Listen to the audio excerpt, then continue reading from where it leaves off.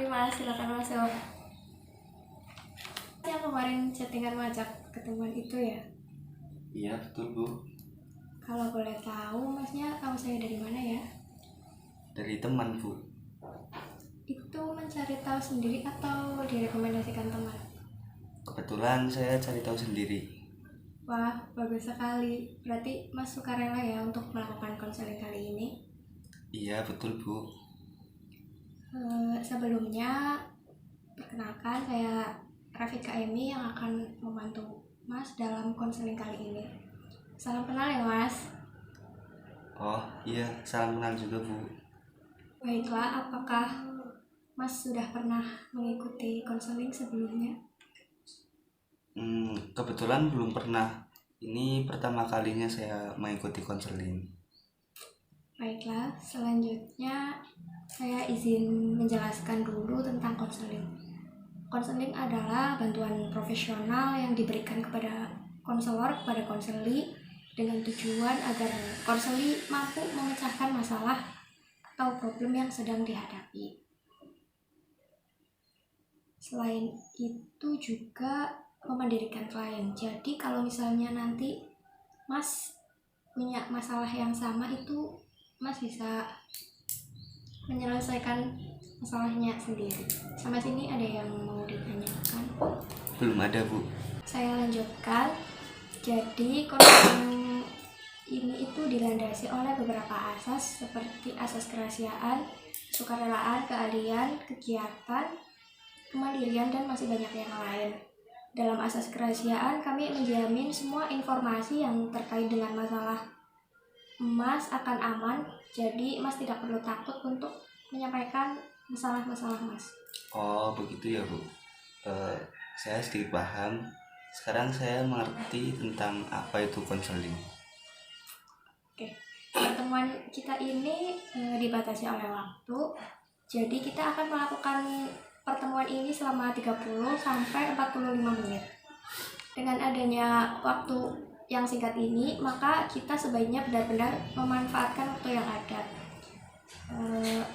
Jika pada pertemuan pertama ini masalah Mas belum terselesaikan, maka kita akan adakan perjanjian untuk mengadakan pertemuan selanjutnya. Baik Bu, saya setuju. Baiklah, coba sekarang Mas ceritakan kepada saya apa yang menjadi ganjalan Mas saat ini.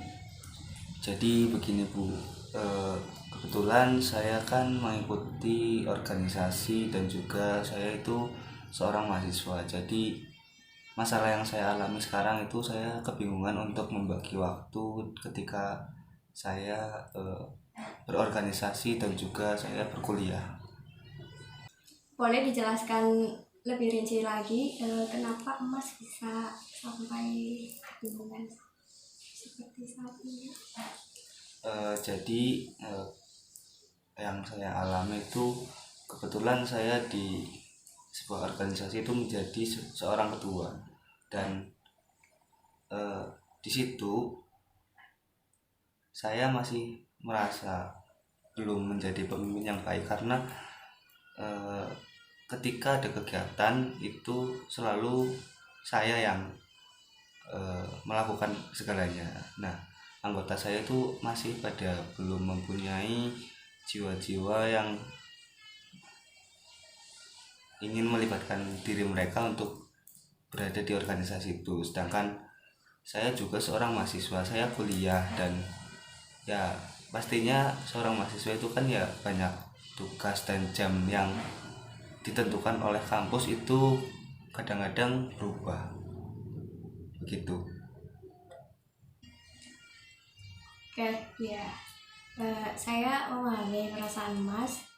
Berarti sebelum menjadi ketua, Mas sudah sering mendapatkan kepercayaan ya di organisasi. Kebetulan saya itu menjadi ketua itu seperti karena memang tidak ada penggantinya, jadi saya memberanikan diri untuk maju sebagai ketua begitu. Jadi tidak ada yang sebelumnya saya belum pernah diberi suatu kepercayaan apapun. Jadi seperti itu ya Mas.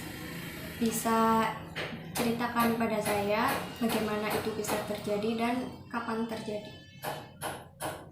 Jadi waktu kejadiannya itu ketika masa itu kan sudah ada di akhir kepengurusan, dan juga itu waktunya untuk reshuffle, bukan reshuffle, maksud saya reorganisasi, dan kebetulan tidak ada yang mau dan saya memberanikan diri karena saya sangat suka terhadap organisasi itu, dan itu terjadi sejak tahun lalu.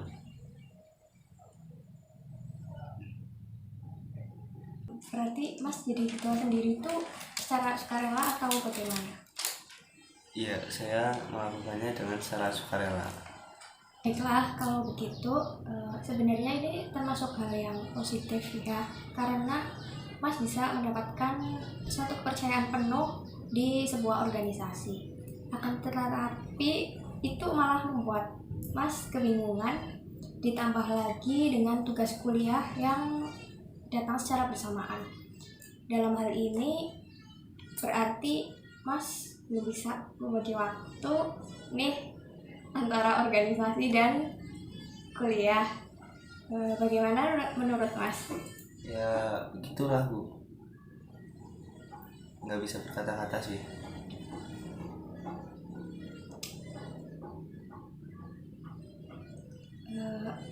Di sini Mas sudah menyadari dan merasakan hal ini ya. Kalau boleh tahu ada berapa sih organisasi yang Mas ikuti sekarang? Kalau sekarang sih cuma satu, ya cuma satu. Lalu kenapa Mas bisa memeratkan seperti ini?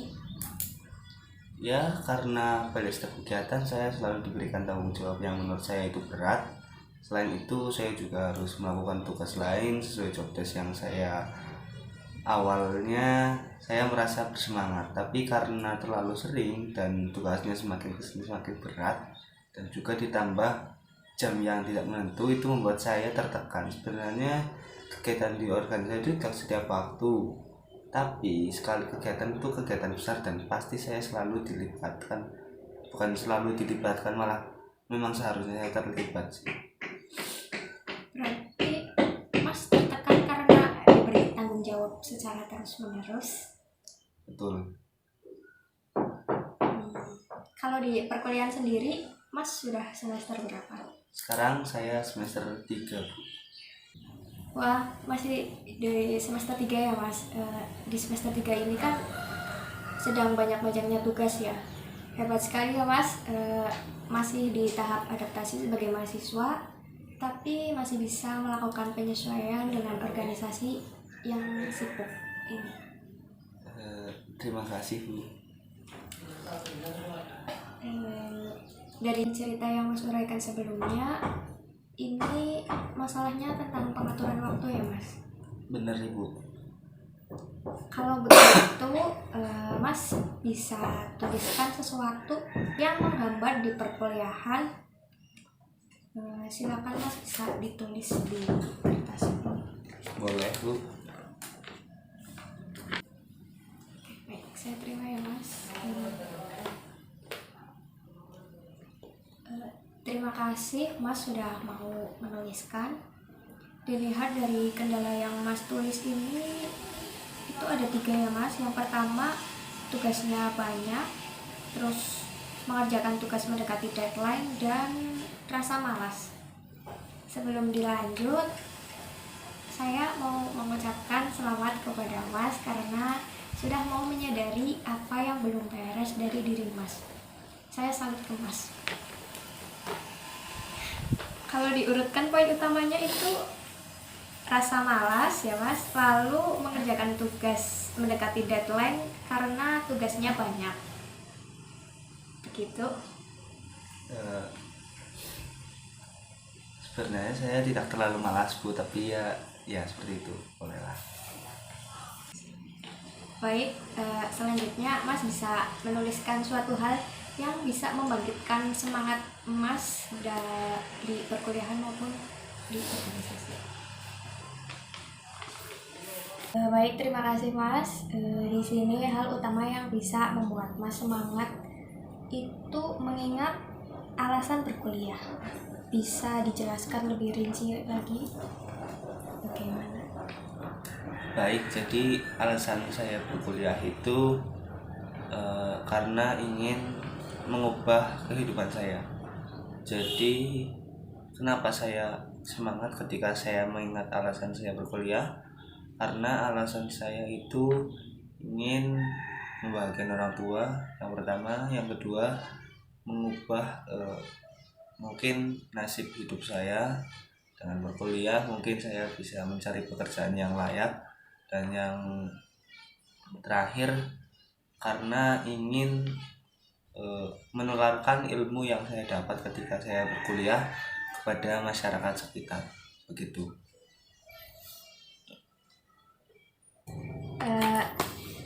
Berarti itu alasan Mas kuliah sama kayak tujuan Mas berkuliah, atau tujuan kuliah Mas ada yang lain lagi? Sebenarnya sama alasan dan tujuan saya untuk berkuliah. Mengingat tujuan Mas berkuliah itu lebih kepada kehidupan Mas, berarti sebelum merasa kebingungan seperti ini, Mas membagi waktunya itu gimana ya? Atau membuat jadwal tertentu atau yang lain? Jadi sebelumnya itu kan saya sebelum menjadi ketua dan menjadi seorang mahasiswa itu saya cuma bisa dibilang pengangguran, dan oleh karena itu mungkin pembagian waktu itu fleksibel karena setiap harinya tidak melulu sama kegiatannya. Jadi mungkin pada saat itu saya masih belum terlalu bingung untuk membagi waktu seperti sekarang ini. Kan sekarang itu saya terkadang harus membagi waktu karena mungkin dapat sedikit ringan, karena untuk kegiatan organisasi itu rata-rata di jam sore ke atas, sedangkan saya berkuliah itu dari pagi sampai sore, begitu.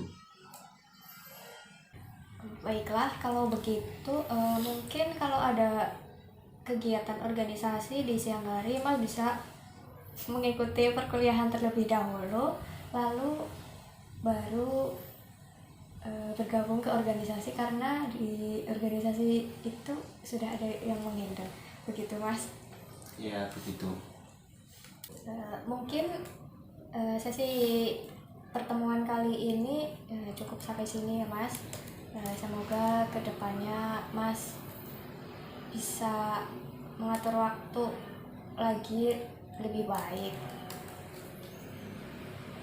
Baik, terima kasih Ibu atas waktunya, sehingga saya bisa sedikit mencurahkan apa yang ada di dalam unek-unek saya.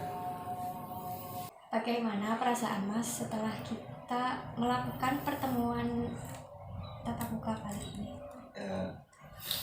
Sedikit lega, namun juga mungkin belum sepenuhnya lega karena pertemuan kita kali ini terbilang cukup singkat karena waktu yang saya punya juga sedikit kebetulan. Namun tidak apa-apa, semoga kedepannya kita dapat bertemu lagi dan saya bisa bercerita lebih dalam tentang apa yang saya alami. Baik Mas, dari saya juga, kalau selama berbicara tadi itu terdapat banyak kesalahan atau kekurangan, mohon dimaafkan seikhlas-ikhlasnya. Baik Bu, terima kasih. Pertemuan kali ini saya cukupkan. Kalau Mas belum merasa lega, kita boleh adakan untuk pertemuan selanjutnya. Baik Ibu, terima kasih, dan juga saya mohon maaf yang sebesar-besarnya bila dalam pertemuan kita kali ini saya juga mempunyai banyak salah. Saya mohon pamit undur diri. Wassalamualaikum warahmatullahi wabarakatuh. Terima kasih Bu. Ya, sama-sama.